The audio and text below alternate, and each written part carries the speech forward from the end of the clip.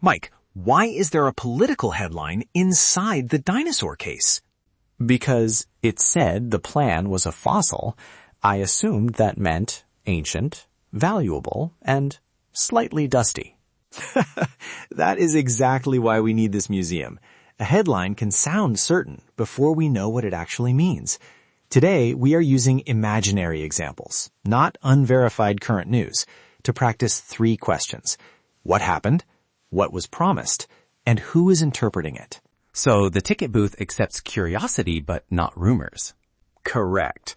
Rumors are sent to the basement until they bring a source. And before you ask, no, a very dramatic thumbnail does not count as a source. Wait, back up. If a headline says a meeting happened, that is a fact. It is a factual claim, yes, but we still check it. Who reported it? When did it happen? Is there a named source, an official record, or another trustworthy report? The word happened should not get a VIP pass just because it is wearing a serious jacket.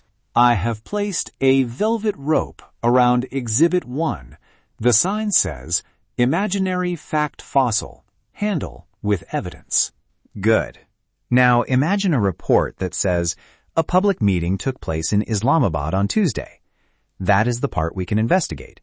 But if someone adds, this proves the entire country agrees, that is not a fact fossil.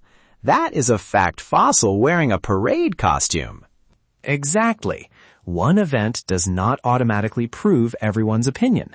A headline is a doorway, not the whole building. Take 1 extra minute to look past the doorway, even if the doorway has giant glowing letters saying, you will not believe this. I found the next display. It is a painting called We Will Improve Public Transport Immediately. I have labeled it Finished. No, that is 3 labels in a trench coat. A promise tells us what someone says they plan to do. It is not proof that the result already exists. But if we refuse to applaud every promise, don't we make every plan sound pointless? That is fair. Hope matters, and promises can show what a leader wants to prioritize. I just do not want hope wearing a fake results badge.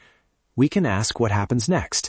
Is there a timeline, a budget, a law, a completed project, a reliable report showing progress? So the painting can be meaningful, even while the museum is still waiting for the paint. Right. We can discuss the design without pretending dinner has already arrived because someone showed us the recipe.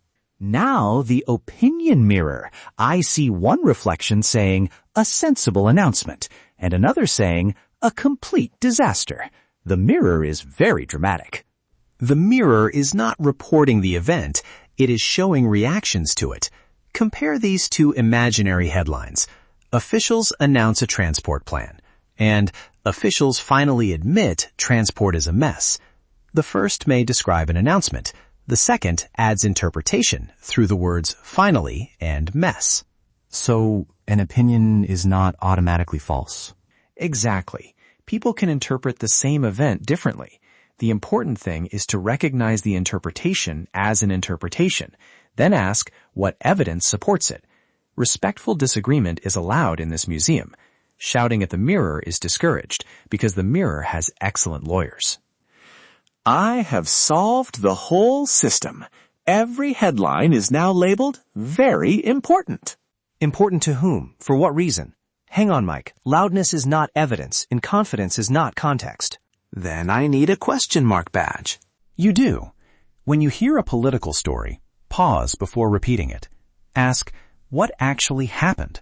What is someone promising for later? And which words are somebody's judgment?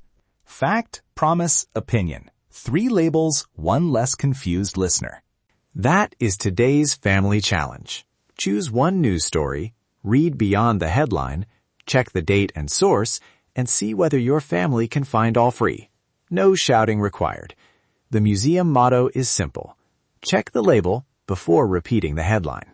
I would return my question mark badge, but it has become my personality. Fair enough. Until next time, keep asking good questions. And if Mike claims he finished his paperwork, please check the source. He is still decorating page 2.